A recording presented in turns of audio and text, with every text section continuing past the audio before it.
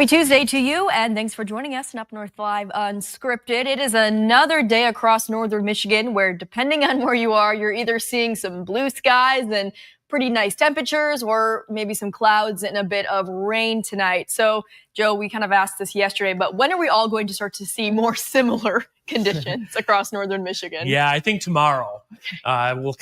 Everybody will not have rain, and we'll get some blue sky, just a few passing clouds. And then after that, really, I think the story going ahead now is how dry it's actually going to get. Coming up, we have a nice stretch of weather, though, too, especially, of course, Mother's Day weekend is coming up. It looks pretty nice, and it looks pretty warm. So we'll have a look at that and much more in a few minutes. All right. Thank you so much, Joe. We know that today, Traverse City officials started enforcing the no camping ban throughout the city. And now another community across northern Michigan may be taking similar steps. Petoskey is considering an ordinance that would ban overnight camping on most public land. And while the draft says that this targets seasonal traffic, it does acknowledge that it could also affect people experiencing homelessness. Our Daniel Zivian talked with some folks who work at a local shelter about that concern. We need a more thoughtful, targeted approach instead of a sweeping citywide ban. This would address the issue where it's happening without impacting people across the city and folks who may be sleeping in their cars for a night or resting in between jobs or having family emergencies. Not everyone without housing is causing issues. The city does acknowledge that concern in the meeting agenda. But at the Nehemiah Project, shelter staff say it's as if the rule was already in place. If they're not staying here in the shelter, most of the time they are outside of city limits. Either a lot of people, if they have cars, are in the Walmart parking lot, or they're behind the D&W parking or the D&W grocery store. I was unaware that this wasn't an ordinance already because most people who are homeless are already abiding by that. Peters says that doesn't minimize the growing issue of homelessness in Petoskey. With only 30 beds, he says they hope to expand the shelter on newly acquired land. We've actually gotten calls already from Traverse City, people wanting to come up here. So it's a growing issue in our community. We're a small shelter. We're turning away about 100. Last year, we turned away about 150 people because we didn't have the space, the bed space here.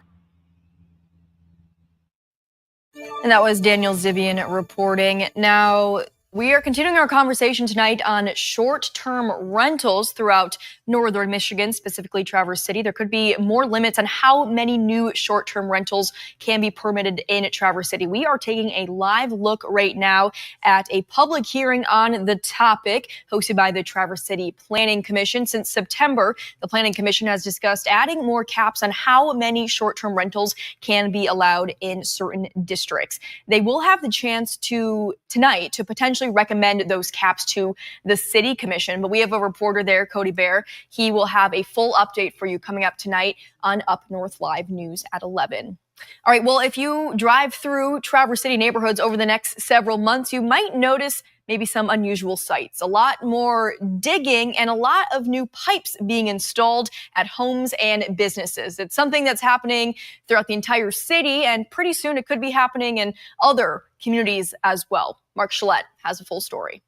So today we are changing this water line. It was an old galvanized line. If you drove down Front Street in Traverse City this morning, you may have seen Jackson and the crew digging and laying down shiny new pipe. Something they're getting pretty used to here in town. We did 237 last year. We did 130 the year before, and I believe we're slated to do another 130 or so this year. This is what they're replacing, a 3-foot chunk of lead pipe called a gooseneck, used for decades as a transition between the brass connection to the water main and a threaded galvanized pipe. In 2017, when the lead and copper rule was passed by the state of Michigan, they were giving communities 20 years to complete all of the service changeouts. This little chunk of pipe could introduce lead into the water, so the state set rules that municipal water systems had to replace them. It's not just a Traverse City thing. That's right. It has to be done everywhere, wherever the state has allocated money to have it done. Cities around the state should be getting started on it. The state gave utilities 20 years to get the work like this done. Traverse City could be done in 8 years' time. With our rate of replacements going on, we're well ahead of that curve. We're hoping to be done in the next few years. That's a lot of 3-foot chunks of pipe at a lot of addresses that need to be dug up, replaced, and replumbed. Gets a little bit redundant at times, but that's a good thing when everything's going smoothly. A big job and a big price tag. The city's received more than $3.5 million in grant money to help cover some of the costs, and a $3.5 million EPA loan. Traverse City doesn't have lead pipes per se. It is definitely not a Flint situation. And doing this work, while required by law, isn't being driven by results of water testing. Hitting those numbers, 95 percentile and below. So there's not a crisis for sure, but it is a precautionary measure. Removing these addresses the new mandated requirements and ensures continued safe drinking water for the future. But customers may notice another benefit almost instantaneously at their sink or in their shower. Flow is a big factor. Galvanized pipe over time corrodes from the inside, so it's almost like getting hardening of the arteries over time. Particulate minerals, things can build up inside that pipe, so you don't get the clean, full flow out of galvanized pipe, especially if it's been on the ground, 50 years or more.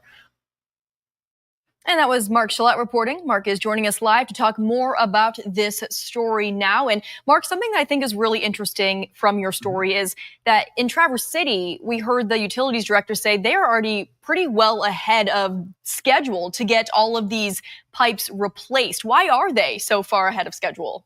I think I might have lost you there, Maya. Oh, can you hear me now, Mark? Can you hear me? Talking about why Traverse City is so far ahead of schedule when it comes to replacing these pipes? Oh no, okay. I think we're having some difficulties. So we will try to come back to Mark and discuss more on that later. But let's turn over to another story out of northern Michigan. This one in Oscoda. We have an update on the AuSable River Queen. The saga is certainly continuing. So the owners of the AuSable River Queen launched a petition urging the township to allow them to rebuild the boat right there at Footsite Park. Now, after being pulled out of Footsite Pond back in March, the AuSable River Queen has remained in the parking lot. The owners were ordered by the township to remove the boat 2 weeks after it was originally pulled out of the water, but that did not happen. And now the owner started a petition asking the township and Consumers Energy, which owns the property, to allow them to rebuild the AuSable River Queen right there on site. The problem is if we can't fix it here, then we have to take off the entire upper deck. If we could just do it here, that would save all that money from hauling it. There would be a variety of issues that would have to be addressed. Site security, there's concern about the vessel impeding use of a very heavily used public site. We would need to know a work schedule, a permitting process would have to be completed, and we've to date not received any of that. And Chattel says the vessel is a blighted structure and the owners will continue to be cited. This, of course, is a story that we will continue to follow and bring you any updates as we receive them. Well, today was one of those days that I accidentally skipped over the question of the day for the story that it was related to. So let's back up a little bit. We're talking about short-term rentals in Traverse City. Our question of the day today is, how do you feel about the number of short-term rentals in your community? Scan the QR code on your screen right now to vote. It looks like as of right now, we have 211 votes, and majority of voters are saying they believe their community has too many short-term rentals. 72% say too many, 11% not enough, and 18% say there is a good amount. So if you want to join in on the conversation, you can head over to our Facebook page and find the post for our question of the day and leave your comments there. We have quite a few comments right now, so I'll be sure to keep an eye on those and read some of them toward the end of the show. And you can also leave a comment on our live stream. If you're watching on ABC right now, we are streaming this broadcast live on Facebook, YouTube, and X. You can pull out your phone, head to one of those platforms, and leave your live comments. And again, I'll read those toward the end of the show. But let's take a quick commercial break right now. We are going to have much more on your forecast with Chief Meteorologist Joe Charlevoix coming up next. I'm Jada Johnson from Big Boys TV, and the Fish and Game Report is sponsored by Johnson's Propane.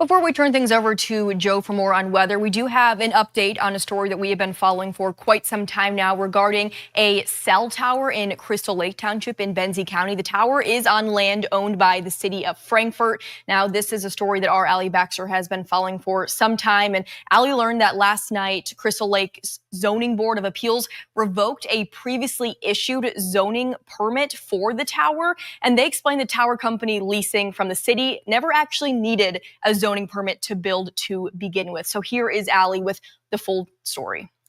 We believe that there's nothing wrong with cell towers. We just want cell towers to be put into the areas that the zoning ordinance says that they should be put in. Back in January, the construction of a cell tower in Crystal Lake Township wasn't very far along. Now it's completed and towering beside Bellows Park. Well, ever since I've been a kid, the beach has been there, the park has been there, the picnic tables, and it's a pretty important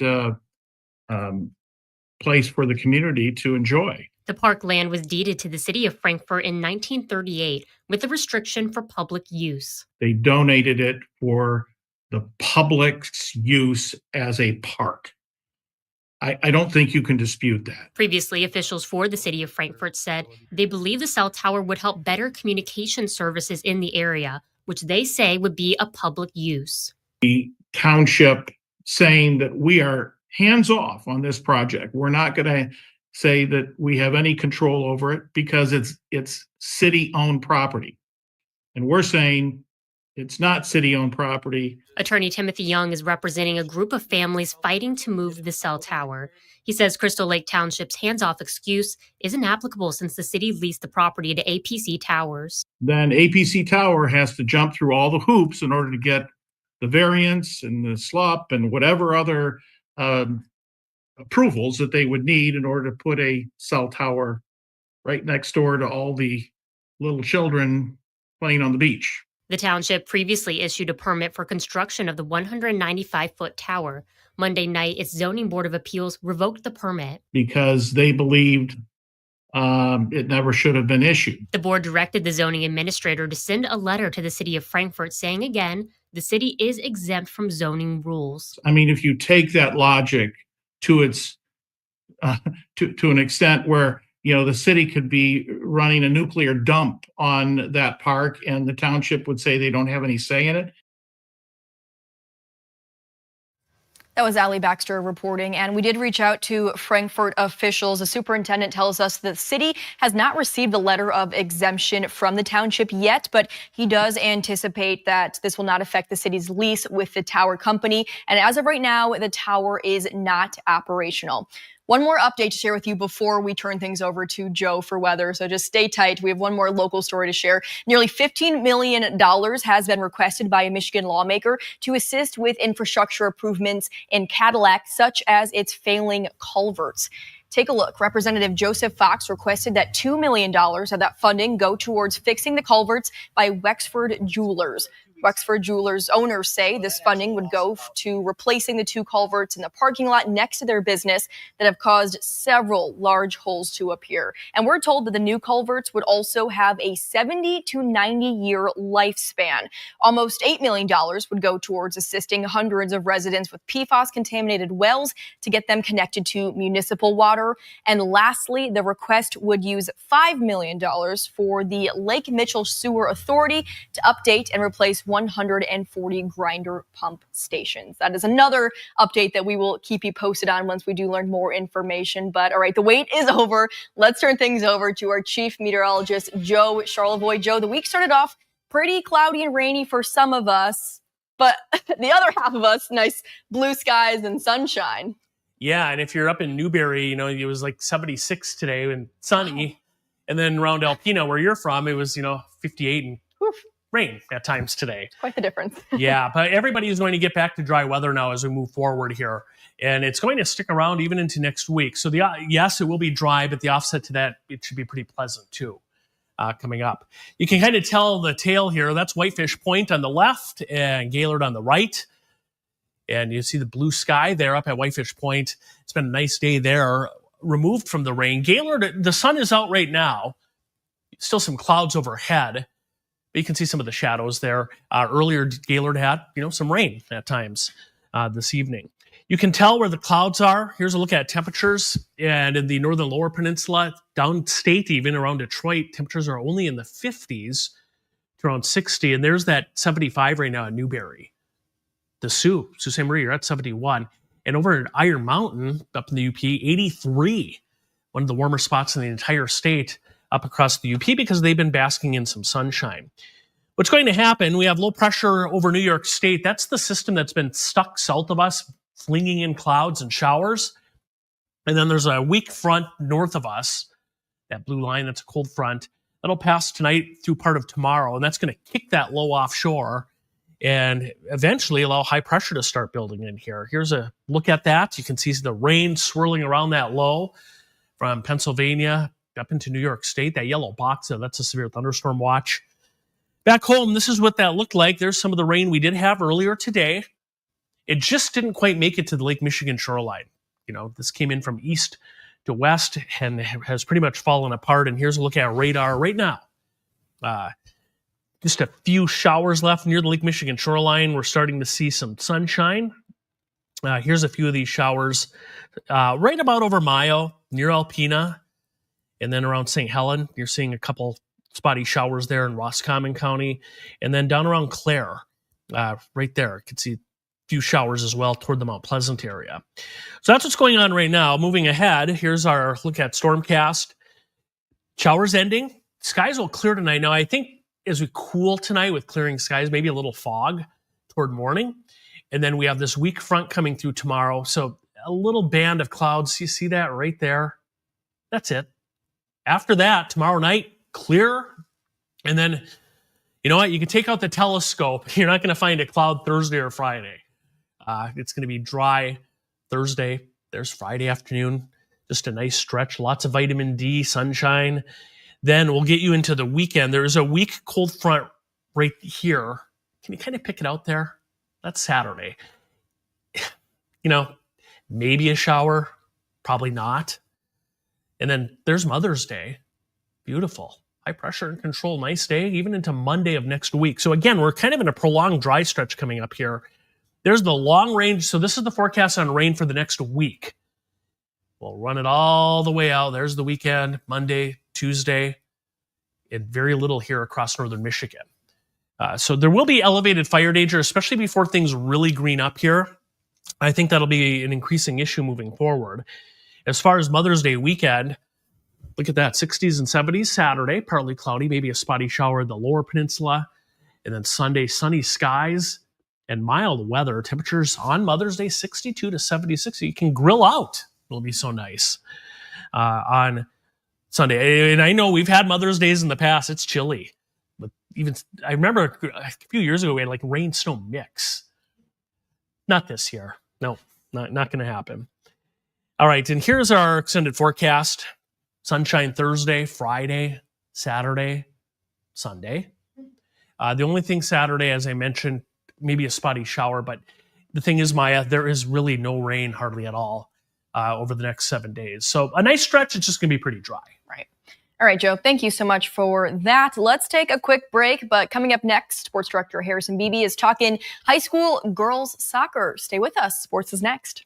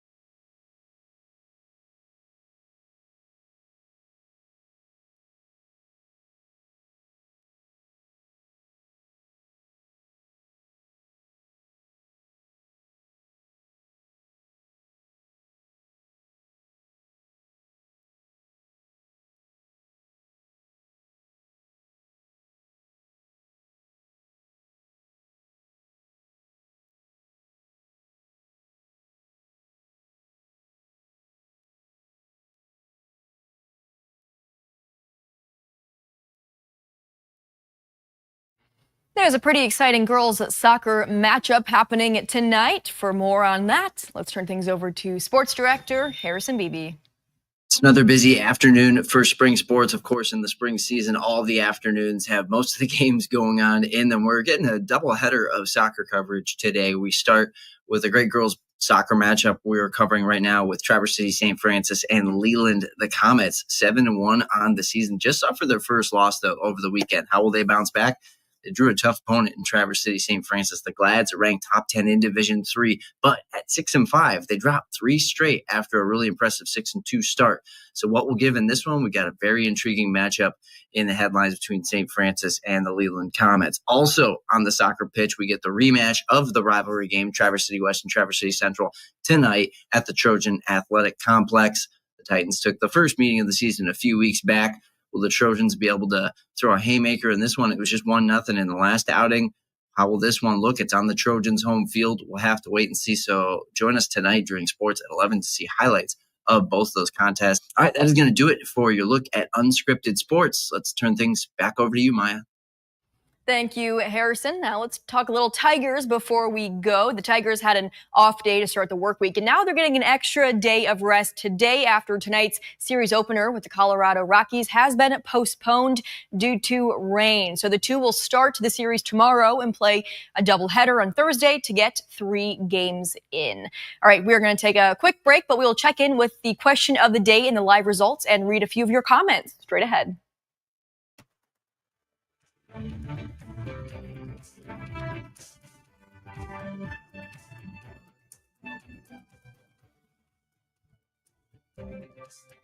Salon services are furnished by Epiphany Advanced Academy in East Acme.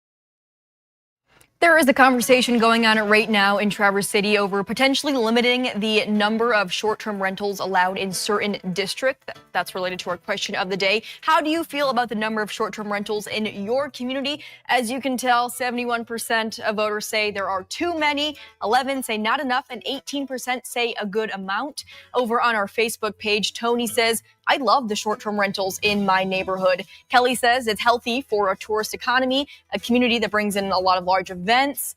And Tina says, while it's less of a risk for homeowners, it's making them a ton of money. That's okay. However, it does take away from long-term rentals for those who live and work here year-round. It also has an impact on rental and home prices. You can still join in on the conversation on our Facebook page, but we are all out of time here on Unscripted.